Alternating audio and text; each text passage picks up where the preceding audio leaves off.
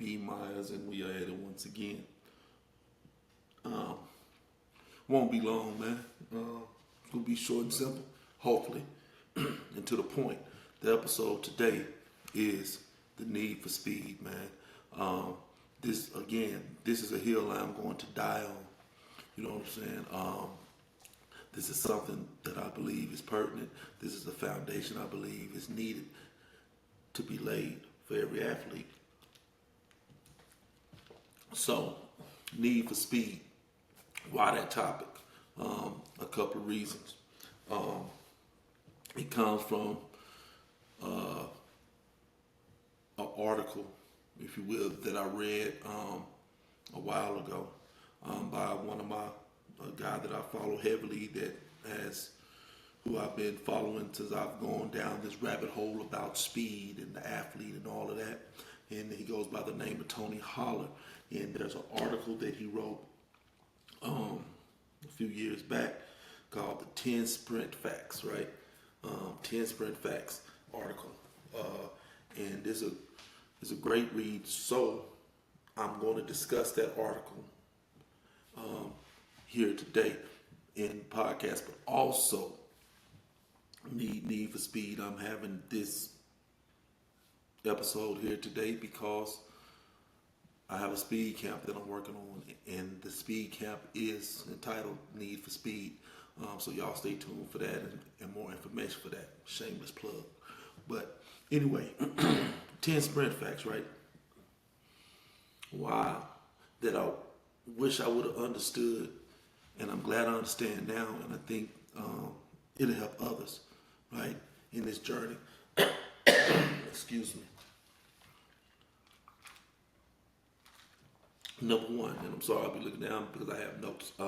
Number one, running is sprinting. Running is not sprinting. Anything you do more than 5 seconds is working on something else other than speed. And that's just, and this is in the context of working out of training. We're talking about speed training, right? Anything over 5 seconds, you're working on something other than speed. You got to understand that sprinters get big in the front and stay short in the back. And we run with a full range of motion in the arms and whatnot, right? Runners do not. Just think about that. If you look at a long distance runner, if you look at a cross country runner, you look at marathon runners, they're not big in the front. You know, so bottom line, running is not sprinting. Sprinting and running is not the same thing. Number two, running does not improve speed. Simple, right? Running does not improve speed. If running is sprinting, then running can't improve speed, right? Running is sub-max. And when I say max, I mean max velocity. Full speed sprinting is max speed. And max speed is sprinting. Max speed is maximum velocity, getting to the fastest you can run. Right? Simple, right? Running just makes you good at sub-max running. Sprinting improves speed. And here's the deal, which I mean, we'll talk about it a little more later, but a lot of us is running and saying and thinking we're sprinting just because you're calling it sprinting, but you're not sprinting, right? Let's just be real about it. Let's just be honest about it. And I know that, and probably the disclaimer I should have put out before I even started this, I know that this is going to ruffle some feathers. I know that this is going to, some folks not going to agree, but if you don't agree, we can talk about it. You know what I'm saying? We can talk about it behind the camera, behind the scenes, or you can come on and let's talk about it. You know what I'm saying? But bottom line, what do I mean when I say that some of us is just running, but we call it sprinting? Let's say gases, wind sprints.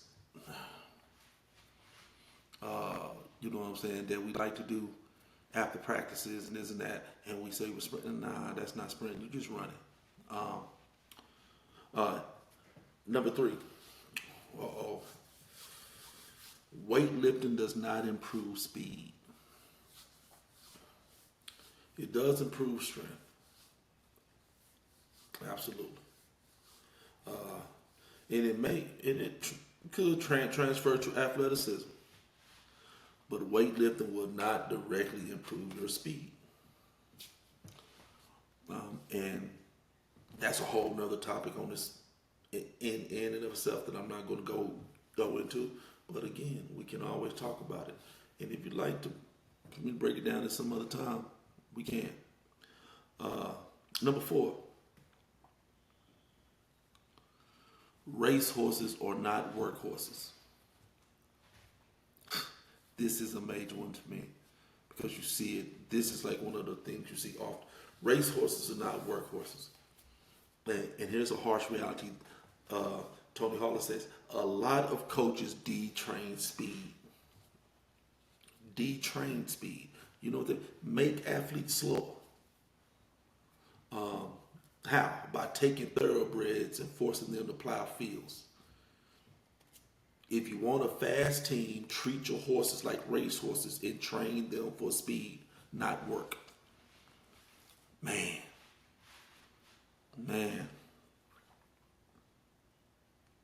We see that a lot in sports. Even at young ages, from the youth going all the way up to the varsity levels, man. It's like we don't, and I don't understand why, but we don't harness, or we don't focus on really building racehorses. We'd much rather have, let's take football, we'd rather have 11 workhorses. 11 cats that give effort. And so on and so forth, versus like, you know what, let's try something different, man. Maybe let's harness speed, let's harness athleticism for real. But I digress. We'd much rather, versus training them for speed, we'd much rather be satisfied with the fact that they worked hard work. Number 5, sprinting is the most explosive exercise in the world. Nothing in a weight room, right? Nothing in a weight room moves at 10 meters per second. The most explosive lift that you do may approach 2 meters a second. Sprinting in and of itself builds functional strength that directly transfers to athleticism. Extreme speed challenges the central nervous system, which has global effects, which is why we say sprinting is the tide that lifts all boats. Another way that he put it, we said, you train the extreme, you train the range. Sprinting, speed, that's the most explosive exercise in the world. You agree? If not, let's talk. Here we go. Any fool can get another fool tired. This kind of takes us back up to the racehorse and the workhorse, right? Any fool can get another fool tired. That's what we see.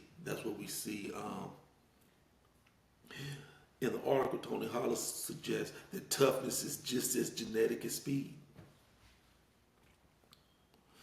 Hard, crushing workouts don't create toughness.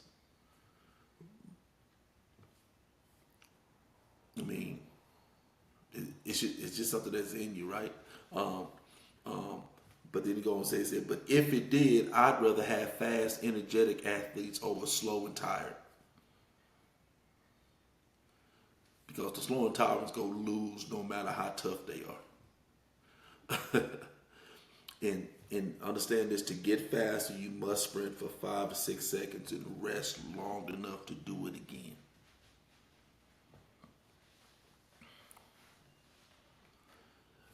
Any food can get another food tired. Let's talk about that just for just a couple of seconds, right? We see this.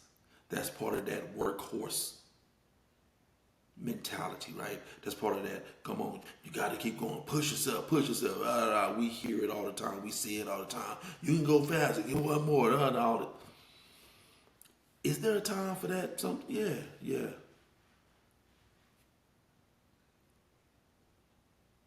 But at some point in time, you got to ask yourself, how really effective is it, especially for the athlete?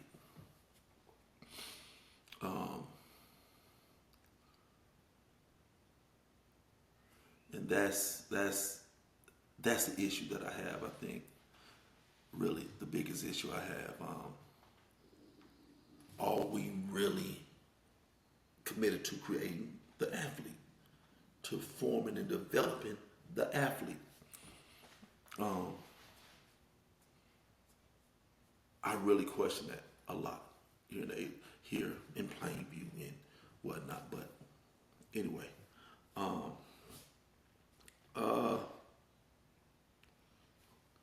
this we are not the results. This number 7. We are not the results of what we did yesterday.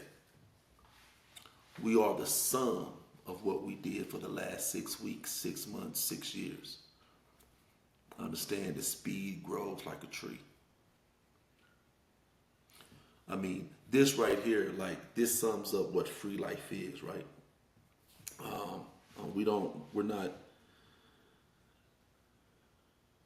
We aren't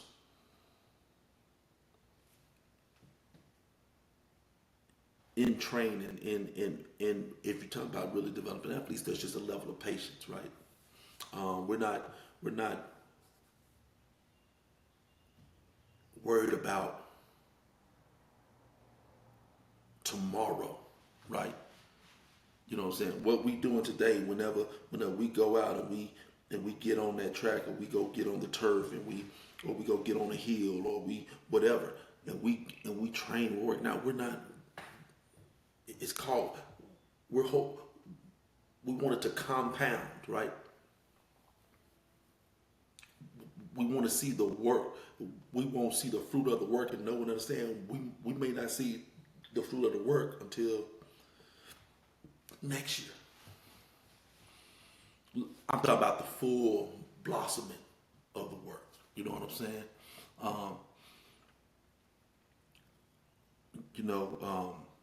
Like if you a kid that's training now, that's 8 years old, 9 years old, 10 years old, that's training, it's like the thought process, like, man, we're not doing this for really for my youth sports.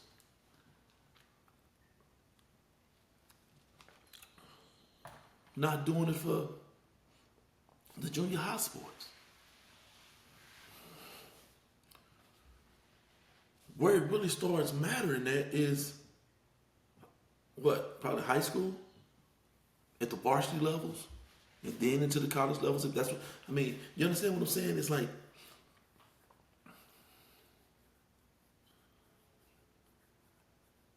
we have to be patient with this thing. We are not the result of what we did yesterday. That's in especially in the context of speed, it grows like a tree. And I have a story that I tell my athletes that I train about the tree that took 5 years to grow. Then I might do a podcast on that sometime, but just a little short on it. But anyway, yeah. Number 8, speed is the barometer of athleticism. Whether you like it or not, it is. Check it out. It's the number 1 indicator of future success at the NFL Combine, the 40-yard dash, which is a measure of both acceleration, strength and explosion, and max speed. which you really don't get to full max speed in the 40, but that's something we could talk about, you know what I'm saying, but later. But here's the thing, it applies to the big boys as well. Yes, our hogs, our big boys, the big cats, they should be training speed as well. But anyway, here's an example. The highest drafted 300 pounder will usually be the fastest 300 pounder. Here's a quote. Too often, I see coaches overemphasizing conditioning during the off season and never developing absolute capacities of strength, power, and speed. Then, in particular, a common mistake is to attack repeat sprint ability when you have never truly developed speed and thus sprint ability itself. That's from Josh Holler, Director of Sports Performance for the Purdue men's basketball.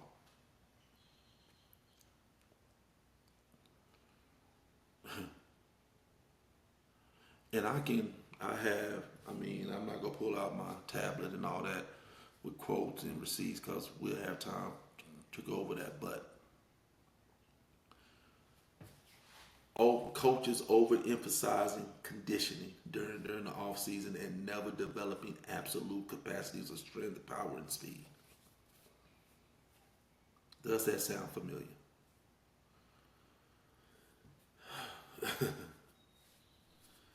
The common mistake, attack repeat sprint ability when you have never truly developed speed and thus sprint ability itself. What do we mean by that?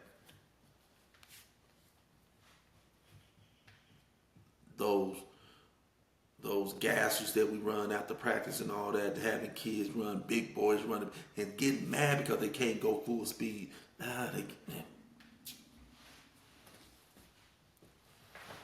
Getting mad that they're going too slow.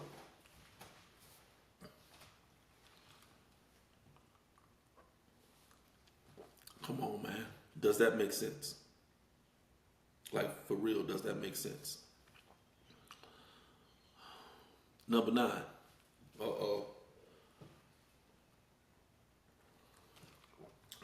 Beware of the grind. That infamous fear of being outworked. The grind. Man, I'm old school. I came up old school football, old school athletics. We grinded. You gotta grind. You gotta this. You gotta that. Yeah. You know what? I'm gonna do it real quick. I'm gonna pull up my phone. And we're gonna look up this. I want y'all to just see the definition. I'm gonna just read the definition of grind. Let me look it up real quick, y'all. Y'all bear with me. Okay, grind. Verb, definition. To reduce something to small particles of powder by crushing it. Grind. Other definition, grind as a noun. Hard, dull work.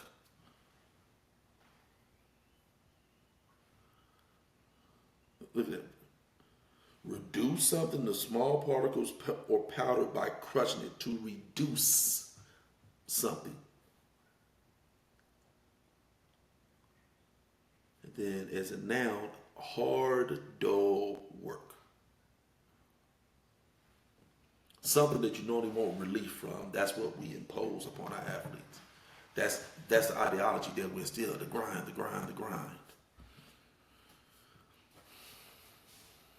It kind of takes me back up to the racehorse, workhorse. It takes me back up to the fact that we about any fool can get another fool tired. That's the grind. All that is the grind, right? No, man. PHRELife, we're anti-grind. In PHRELife, we're anti-conditioning. I might have should have waited. to talk about that one. But yeah, man, conditioning and all of that, man. But again, there's receipts. There's receipts. But anyway, number 10, sprinting improves sprinting. No one gets fast by running slow. We don't train tired, beaten, and battered athletes. Rest, recovery, and enthusiasm are more important than any workout. And racehorses perform well. Again, listen, like, no one gets fast by running slow. We don't train tired, beaten, battered athletes. Again, we don't train tired, beaten, battered athletes. Rest, recovery, and enthusiasm are more important than any workout. I just wonder, right? Because we lose a lot of athletes now. You know what I mean? And I know just some of them just not built for it. I get it, man.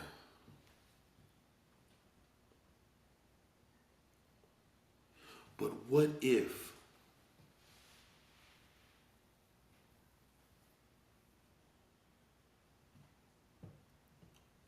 there was a way to ignite, to light a fire under the athletes as they get older?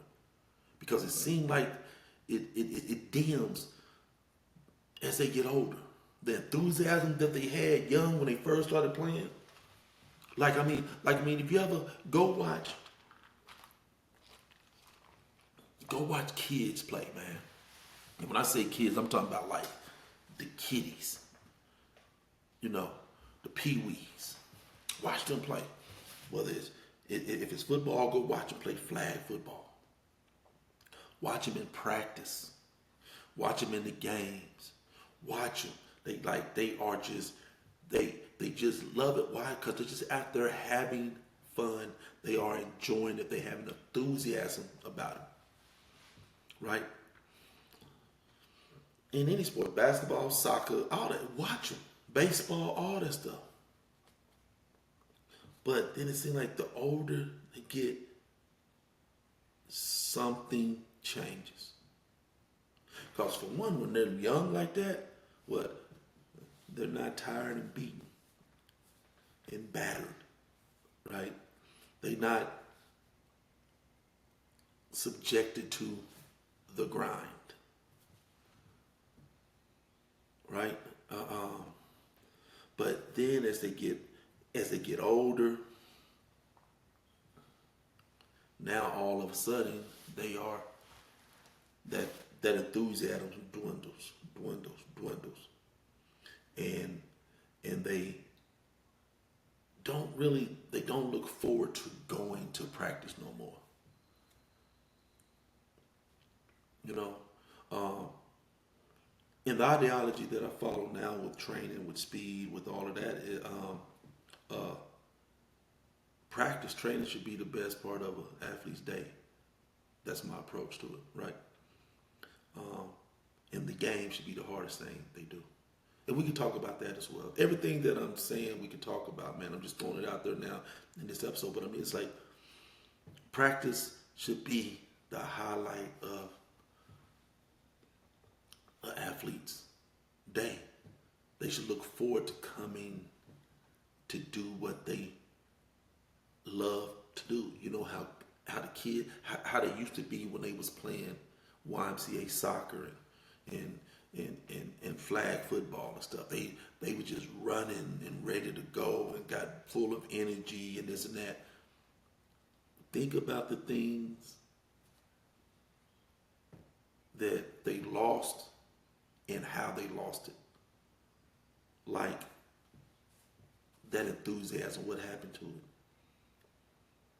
The enjoyment and the passion and the excitement to come to practice.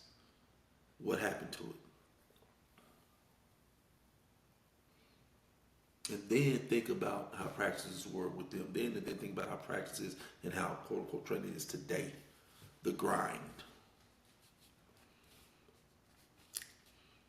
the the uh, the the workhorse mentality that we have, especially in football. Oh, y'all know it's crazy in football.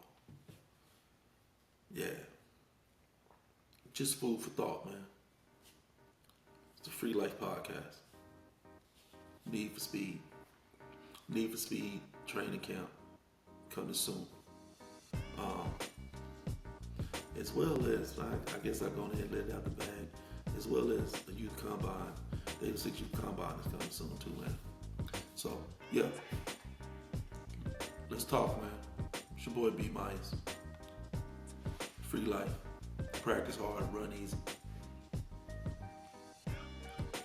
Be an athlete. I holla.